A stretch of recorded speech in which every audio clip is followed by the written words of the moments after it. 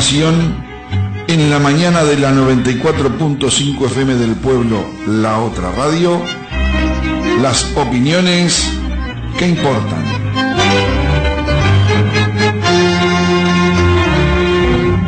Los contenidos emitidos en este espacio no son responsabilidad de la emisora.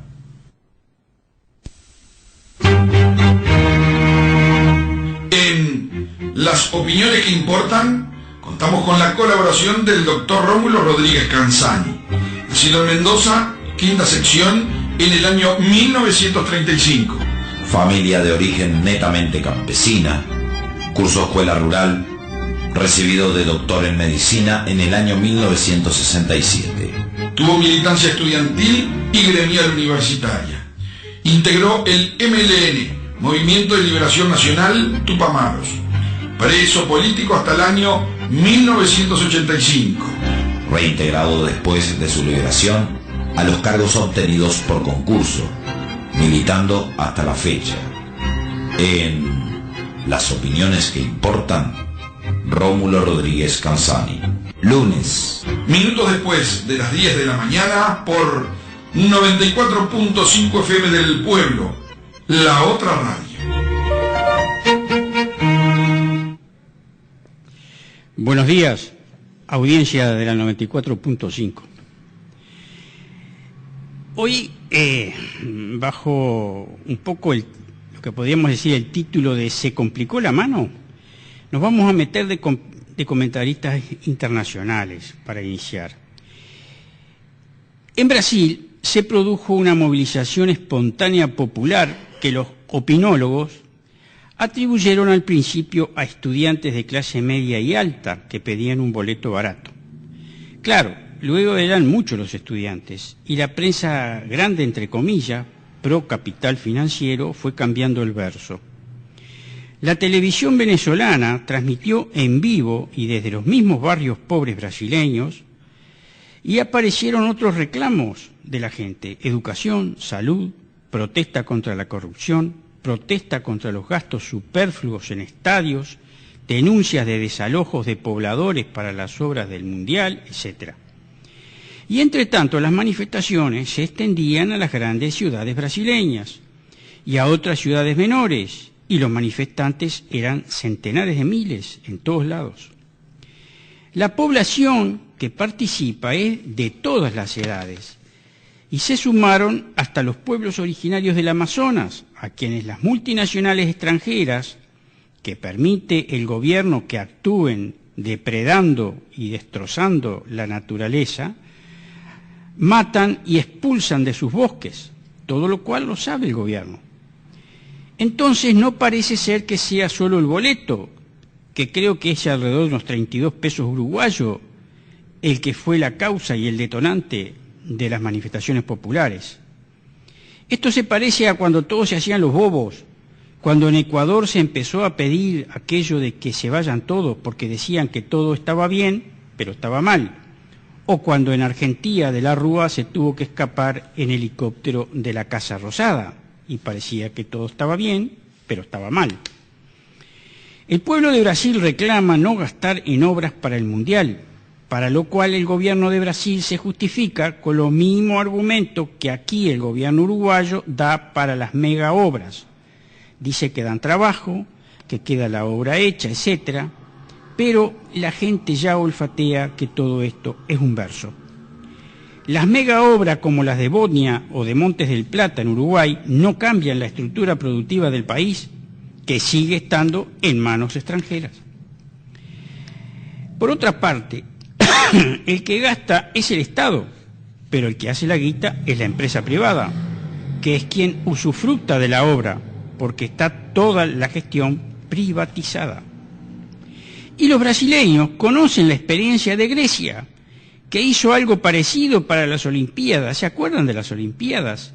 Pero resulta que ahora le están rematando a Grecia hasta las islas del mar Egeo y le cerraron la televisión oficial. Y saben que en Grecia también hubo masas de dinero que desaparecieron en el aire. Y por algo los brasileños denuncian la corrupción, denuncian que existe manejo fraudulento de toda la infraestructura deportiva que se está construyendo. Allí también hay progresismo, entre comillas, igual que en el Uruguay. Allá también el gobierno hace gárgaras con que redujo la pobreza, simplemente porque los pobres ganan un real más del límite de pobreza. Y hacen gárgaras con que los excluidos son menos, con iguales argumentos. Como si ganar 50 pesos por encima de los 6.200, que en el Uruguay es el límite de la pobreza, ello hiciera que un pobre dejara de ser pobre. Brasil, igual que Uruguay, hace asistencialismo, y ese asistencialismo es autorizado por el Fondo Monetario Internacional. Son políticas dirigidas a atenuar los efectos más brutales del neoliberalismo, pero que de ninguna manera se plantean integrar al hombre a la sociedad, solo pretenden neutralizar la protesta. Y esto lo saben todas las centrales obreras brasileñas, y lo sabe el PIT-CNT aquí. Esa masa de hombres y mujeres desplazados del mercado laboral no integran más el ejército de reserva, como se decía en otros tiempos, simplemente porque las nuevas formas de la producción no los necesitan más, no los absorberán, ni ellos podrán lograr la preparación necesaria para desempeñarse en la producción automatizada moderna. El neoliberalismo produce una dramática deshumanización del hombre al destruir su cultura del trabajo. Ese es el cambio cualitativo que se produce en las grandes masas de nuestros países indoamericanos bajo partidos tradicionales o bajo progresismo. Ahora andan en líos. El PIT-CNT publicó un trabajo que dice que el ingreso real es malo y que el salario es malo, etcétera, etcétera. Y le sale el oficialismo al paso diciendo que esos son datos que salen de encuestas no oficiales. Vamos a ver qué dice el PIT-CNT, que publicó ese dato contradictorio con lo que ellos mismos tienen elaborado como política en relación con los aumentos salariales en este momento, con los consejos de salario. ¿Y por qué no se gasta en salud y en educación en el Uruguay o en Brasil o en cualquiera de estos países? Por la misma razón que en Uruguay, para que no haya déficit fiscal. ¿Y por qué hay lío con el transporte en Brasil? Por la misma razón, porque el transporte está privatizado y los empresarios no quieren gastar en mejorarlo. Y aquí no pasa lo mismo con la privatización de los peajes, que se llevan las ganancias, en tanto que las carreteras las arregla el Estado y la paga el pueblo. Y lo mismo pasa con la rendición de cuentas. No hay plata para la educación, ni para el hospital de clínica, ni para que el Instituto Nacional de Colonización tenga tierra. Pero a las transnacionales y a las multinacionales no se les cobra impuestos. Y dicho sea de paso, fondos de ahorros norteamericanos compraron a Montes del Plata 45.000 hectáreas en 140 millones de dólares porque parece que es más segura la tierra que los títulos y los papeles de las bolsas. Astori, Lorenzo y Mujica deben estar contentos porque en realidad la guita se la llevó Montes del Plata. Digo contentos porque la tierra sigue en manos extranjeras. Como puede verse, lo que pasa en Brasil es más o menos lo que pasa en Chile, en Colombia, en Perú, en Paraguay y en México, países con los que Astori quiere profundizar relaciones. Este gobierno debe estar contento viendo que México va en camino de privatizar su industria del petróleo, Pemex. Vamos a ver en qué queda todo eso. Bien, otro de los temas que andan en la vuelta es el del enfriamiento de la economía, que a la corta o a la larga va a calentar a los trabajadores, que son los que pagan el pato. Aparecieron muchos números estos días, unos diciendo que el PBI creció 1,2% y otros que creció el 3,7%. Pero cuando el crecimiento es desparejo, queda oculto bajo la palabra promedio. Se dice que el PBI creció 3,7% respecto al mismo trimestre del 2012, y eso no estaría mal, porque se comparan iguales épocas del año con ciertas actividades afrales, etc. Pero es el análisis de la estructura del PBI lo que permite ver qué es lo que crece y cómo crece. Y lo que se ha movido es sobre todo servicios improductivos, donde se suma hasta lo que se cobra por un llamado de celular, luego de lo cual no queda nada. Sin contar con que los servicios públicos se miden o sea, se contabilizan de modo imperfecto, caso de la UTE, que cuando llueve mucho y la energía es menos costosa, aunque se gaste la misma energía, gana más plata y habla de crecimiento, entre comillas. Se cuenta como ingreso en el PBI las obras de Montes del Plata, de modo que cuando se afina el análisis del PBI que da el gobierno en su propaganda sin decir cómo está compuesto, nos quedamos casi en cero. Pero el gobierno sabe eso, no crean que no lo sabe. Saben que no hay crecimiento real, productivo, nacional.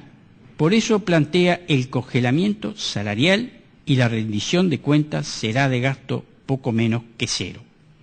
La prensa afín al gobierno no informa que las exportaciones cayeron entre un 8 y un 10% y que cuando Montes del Plata defina sus obras dentro de poco, el PBI, el Producto Bruto Interno, caerá más, lo mismo que la actividad en la construcción. Por ahora, la colocación de la fibra óptica va disimulando la cosa. Por eso el gobierno salió a buscar inversiones en España, que con su modelo, igual al modelo económico uruguayo, tiene un 28% de desocupados producidos por las mismas empresas que quieren traer aquí. Van a un país donde se pinchó el globo de una burbuja financiera de créditos fáciles que endeudaron al pueblo, igual que hace el progresismo uruguayo con el crédito al consumo, que oculta los bajos salarios hasta que la bomba explote. Y por las dudas fueron a ver si China les da una mano con el puerto de aguas profundas, que les exige Aratirí, y el plan de conexión imperial llamado IRSA. Y claro, Astori y su comparsa se preocupan, porque además el consumo va cayendo, la recaudación baja. Las reservas del blindaje famoso de Astori no bancaron el ingreso de los dólares especuladores, de los cuales algún pícaro malintencionado sospecha que son dólares o eran dólares non santos. Y entonces el gobierno tuvo que salir a devaluar nada menos que el momento en que se negocian los salarios y se resuelve la rendición de cuentas. Ojo, porque la moneda ya perdió 8% de su valor. ¿Lo tendrán previsto en los consejos de salarios? Factores para enfriar la economía no faltan. Por ejemplo, la alta morosidad que comienza a aparecer en relación con el dinero plástico. Dicho sea de paso, el dinero plástico, ustedes saben, ha sido un mecanismo de control, porque la tarjeta se da contra sueldos y jubilaciones, y es posible a través del cruce de información ver si alguien gasta en mayor proporción a sus ingresos, lo que haría sospechar ocultamiento de ingresos. Pero volviendo a lo nuestro, hay estudios que revelan que los tenedores de tarjetas tienen comprometido en descuentos, en algunos casos, hasta el 40% de su ingreso. Por ejemplo, en un sueldo de 20.000 pesos tienen retenidos 8.000 pesos. Por aquí debe verse la explicación de por qué no se ha puesto en práctica una resolución ya aprobada como lo es la rebaja del IVA, simplemente porque el gobierno quiere seguir recaudando. Pero que no se aplique esa resolución es también responsabilidad de todos los partidos políticos, porque nadie reclama en el Parlamento que se cumpla con lo aprobado. Hay una serie de temas más que en su momento mencionaremos, porque no deben desaparecer de la memoria popular. El tema Pluna, por ejemplo, el tema Aratirí, que está enrabado con el de la regasificadora, el tema del agua contaminada de OCE, y el tema del bloque del Pacífico, de Astori. Para cerrar, vamos a mencionar el episodio de la suspensión de los actos del Sauce en el natalicio del prócer José Artigas, resolución tomada por el señor intendente, doctor Marcos Carámbula. Lamentable resolución, pero digamos que tan lamentable como esa resolución es el constante ocultamiento del pensamiento artiguista y una estrategia de gobierno reñida con la filosofía revolucionaria de justicia social y de unidad con los pueblos hermanos que animara la práctica del caudillo. La práctica de este gobierno también constituye una negación del recuerdo del héroe. Hasta la próxima. Esto fue Las opiniones que importan. En la mañana de 94.5 FM del Pueblo, la otra radio.